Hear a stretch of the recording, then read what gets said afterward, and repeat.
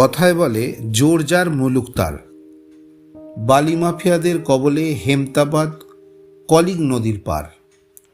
অবাধে তোলা হচ্ছে বালি, দিন রাত্রি সর্বদাই তুলছে বালি। কারা তুলছে সেটা তো নিশ্চয়ই আপনারা বুঝতে পারছেন।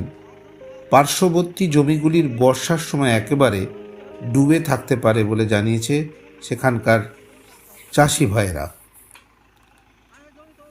ফসল তো দূরে থাক, চাষের জমি ভেঙে চলে যাবে নদীর গর্ভে।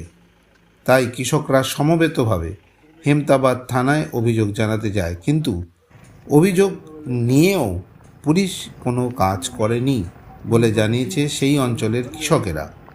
এ ব্যাপারে পুলিশ এত নিষ্ক্রিয় কেন, এটা ভীষণ চিন্তার ব্যাপার।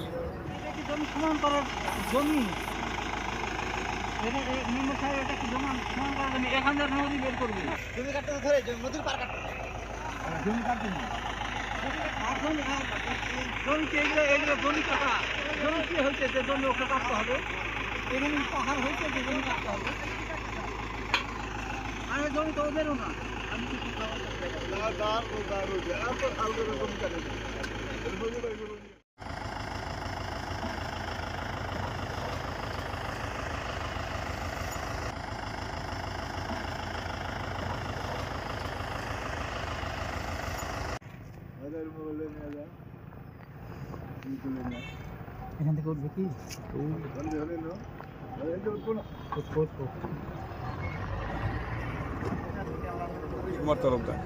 আচ্ছা, আপনাদের এই জায়গাটার নাম কি? এই যে মৌজাটা সোনাবাড়ি মৌজা ধরে, সোনাবাড়ি মৌজা। মৌজা। আচ্ছা, আপনাদের অভিযোগ কি? অভিযোগ, এই জায়গাটার পশ্চিম পাশে আমাদের অনেকগুলো জমি রয়ে গেছে আমাদের কৃষকদের।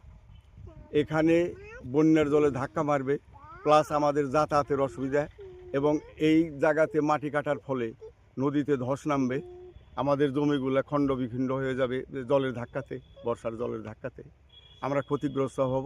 আমাদের অল্প কিছু জমা জমি, আমাদের জীবিকা নির্বাহের এই জমিগুলো যদি ধ্বংসপ্রাপ্ত হয়ে যায় নদীর জলে, তাহলে আমরা ছেলেপুত আবার বৃদ্ধ বনিতা থাকলে নিয়ে বাঁচবো কোথার থেকে, আমাদের পেটের ভাত পাবো কোথায়?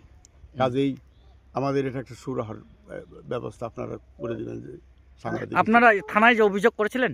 থানায়, এই থানাতে গিয়েছিলাম, তাতে বললো হেমতাবাদ থানাতে, তাতে ওনারা বললেন যে ওটা আমাদের থানার বাহিরে, এটা রায়গঞ্জ থানা।